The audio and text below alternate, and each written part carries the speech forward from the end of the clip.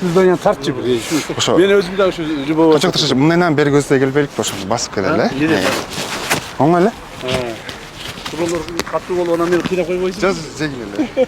Hatta bir kança bir şey sorup onu deme korkmayın bir. Oşunda olsa da. А сизден коркушат да. Сизден эч ким бермедик айт. Неге? Ошондой болот. Менден эмнеге коркушат? Менден ушу мыйзамды бузгандар коркот. Ооба. Мыйзамсыз иштегендер коркот. Мыйзамды сыйлабагандар коркот менден, чын айткандачы.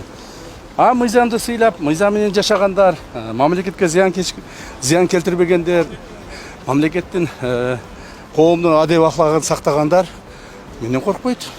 Бул имарат биздин мамлекетибиздин Кыргыз мамлекетинин өзүнүн мына 30 жыл дейбизби, 32 жыл болуп калды эгемендүүлүк алганыбыздан бери биз ошол Советтер Союзу маалында курулган эски улуттук коопсуздук мамлекеттик комитетинин имаратына туруп келдик.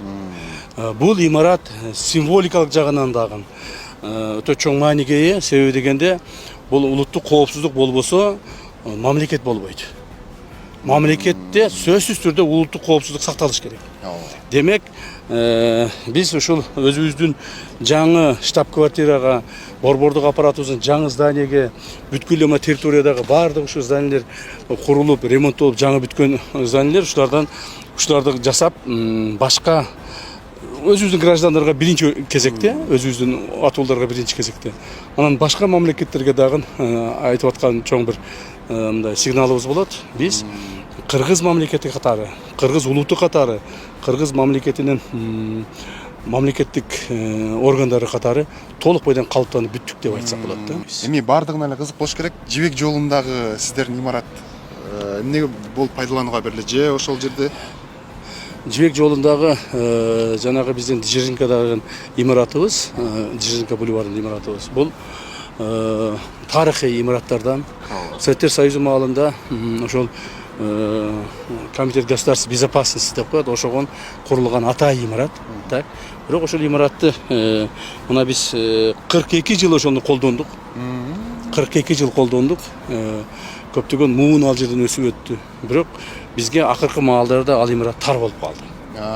Тар болуп калды. Ал имарат мына азыркы чакырыктарга, коркунучтарга, азыркы мындай кыйынчылыктарга, андан сырткары биздин мамлекетибизде чоңойду, элибизде көбөйдү, ушуга жооп бербей турган, талапка жооп бербей турган болуп калды да.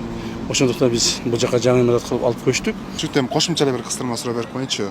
Азыркы учурда жанагы Баткендин аймагында чек ара зымдарын тартууда кайсыл этапка келип калды? Качан бүтүп калышы? Так, өзүңүздөр жакшы билесиздер, ушул Баткенде чек ара зымдарын мыйзамдуу качан тартат экенбиз деп эки көзүбүз төрт болчу. Ооба. Биз эле эмес, же мамлекеттик жетекчилер эле эмес, бүт элибиз, журтубуз, 7,5 элибиздин баардыгыбыз эртерээк эле зым тартсак экен, эртерээк эле чек араны бөлүп алсак экен деп үмүт кылышым. Мына ошол Алла Тааланын буйругу менен ошо үмүтүбүз ишке ашып атат. Биз чек араны тосмолорун, чек ара зымдарын деп коеюн, ошолорду чек арага тартуу иштерин баштаганбыз. Бүгүнкү күндө ошол иштерге 200дөн ашык адам ишке тартылган, көптөгөн техникалар тартылды.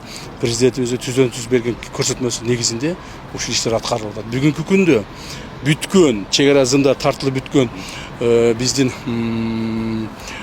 ошо башталгандан бери тартылып бүткөн жумуштарыбыз бир 25 километрге барып калды.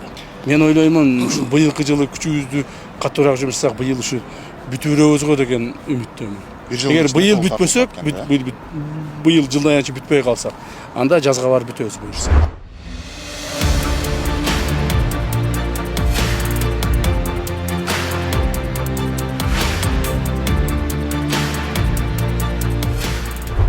Саламатсыңарбы жолдоштор? Саламат, жолдош, башкы, колбашы. Жаңы имараттыңар менен куттуктаймын. Ура!